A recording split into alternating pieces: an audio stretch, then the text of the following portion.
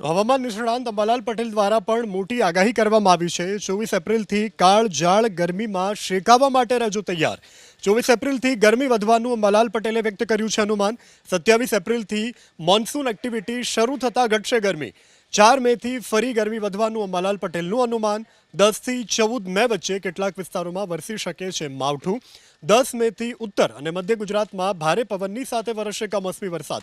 અંબાલાલ પટેલે કરી છે આગાહી। 20 મે બાદ રાજ્યમાં ગરમીનું વધશે પ્રમાણ। ઉત્તર ગુજરાતના મોટા ભાગોમાં તાપમાન 44 ડિગ્રી સુધી જવાની શક્યતા। હમણાં અસહ્ય ગરમીથી લોકો જ્યારે પરેશાન થયા છે ત્યારે આગામી દિવસો અંગે જોઈએ તો હવે ગરમીમાં થોડો ઘટાડો થશે। પશ્ચિમી વિક્ષોભની અસર જે 18 તારીખથી આવે છે, 20, 21 તારીખ, 22 તારીખ સુધીમાં વાદળવાયુ રહેશે, જેના કારણે મહત્તમ ઉષ્ણતામાનો વધારો થતાં જન સમુદાયને ગરમીમાંથી કંઈક રાહત મળતી જણાશે।